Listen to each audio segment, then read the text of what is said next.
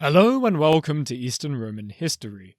Michael I was an educated man with a son, Theophanes, and broad support from the church, civil service and army when he was proclaimed emperor and ousted Staurakios. Through his wife, Procopia, he was the son-in-law of Nicephorus I and the brother-in-law of Staurakios. He released Nicephorus I's exiles, such as Theodore and Plato of the Studios monastery, and the various mutineers of his reign. Michael also handed out gifts to anyone who asked for them. Leo the Armenian, the former strategos of the Armeniacon theme, was recalled from exile and appointed as strategos of the Anatolicon theme. Leo soon won some victories over Arab raiding parties in the east. I would like to thank my generous patrons for their support, and if you enjoy this video, please like and subscribe for more content about the late Roman and Byzantine Empire. Stay notified using the bell, and now let us continue. The Patriarch Nicephorus, the historian, asked the emperor to help him convert the Athingans and Paulicians. The Athingans were Christians that followed several Jewish practices and were considered heretics by the church. More modern research has suggested that they were possibly gypsies from India, but more definitely a group held in suspicion by ordinary Romans with heterodox practices. Athiganoi literally means untouchables. The Paulicians were dualists who believed the God in the Old Testament was evil. Michael I started having members of these religious minorities executed. The horrified Theodore demanded he stop his persecution to let them have time to repent.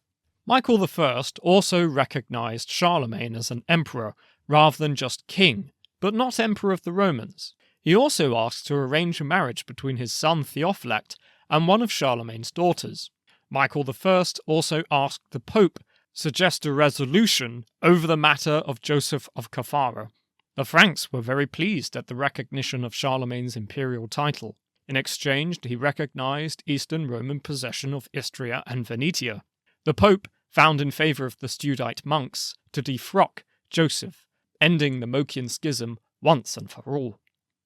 In 812, Crum, Khan of the Bulgar Khanate, attacked Delvatus in Thrace. He had consolidated his forces and, with the catastrophic defeat of the Eastern Roman army in the previous year, was emboldened to go on the offensive. Michael I led his troops to Delvatus, but it was captured by Crum before he arrived. The emperor's soldiers were shocked at the lax way Michael had organised the campaign and mutinied, and some Tagma soldiers even proclaimed the long-suffering sons of Constantine V, blind, ordained and exiled in Athens, as emperors. Michael I had these renegade Tagmata dismissed from the service. Additionally, refugees from Thrace started fleeing in droves as the Bulgars advanced. The Khan captured most of the territory in Thrace conquered by Irene and Nicephorus I. He then offered a truce to Michael I. Crum also demanded that the emperor hand over Bulgar deserters. One faction at court, including the Patriarch and several important bishops, wanted to accept the peace treaty and hand over the refugees, whereas another faction, led by Theodore, the abbot of Studios, and several members of the Senate wanted to refuse the offer and continue the war. Michael I supported this latter faction. Crum captured and sacked Mesembria, massacring all of those who did not renounce Christianity. Michael made no effort to retake the city. In February 813, Crum invaded the empire again, but was ambushed by Roman troops led by Michael I, but the Bulgars quickly recovered. By May, Michael I had assembled soldiers from all the themes to avenge the fall of Mesembria.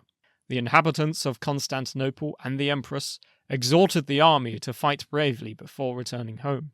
However, Michael I, now with a substantial army, did not know what to do with it, and wasted the whole month marching around Thrace, allowing their supplies to run low. In June, Crum returned with a small army and encamped at Versinikia, where the Eastern Roman army was. History repeated itself as Constantine VI had led troops to a standoff at Versinikia over a decade before. However, when Michael dithered for 15 days in the heat of summer, John Aplakes, commander of the Thracian and Macedonian troops, lost his patience and told the emperor that he would attack on the 22nd of June. Michael and his other officers agreed. When the day of battle came, Aplakes led his forces forward and charged into the Bulgars.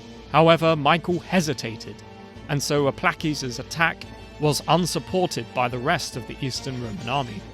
The Bulgar cavalry encircled Aplakes and his men, and were cut down as they fell back. The rest of the army, demoralized from poor leadership, low supplies, and exhausting but pointless marches, broke and fled. While Leo the Armenian, who commanded the other wing of the army, was later blamed for betraying Michael I and retreating, what seems to have happened, based on the contemporary sources, was that elements of the Anatolikon were the first to flee, and so Leo, to avoid a rout, gave the order to withdraw, and indeed managed to retreat in good order, saving his wing from being mown down.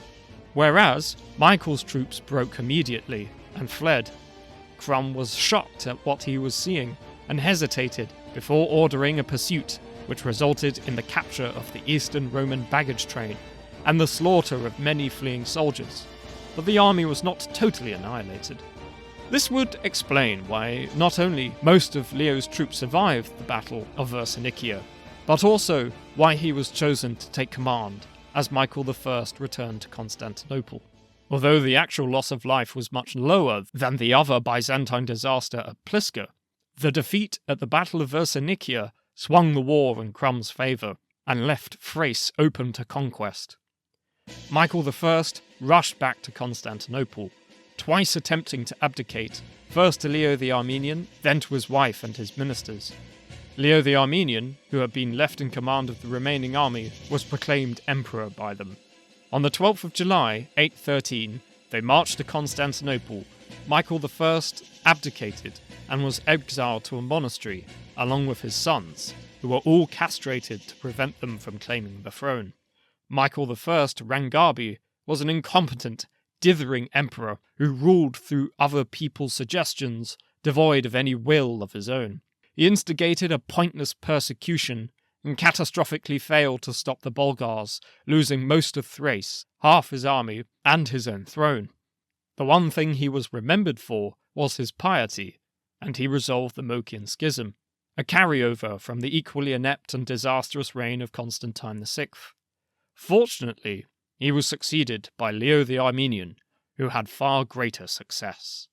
And this has been Eastern Roman history.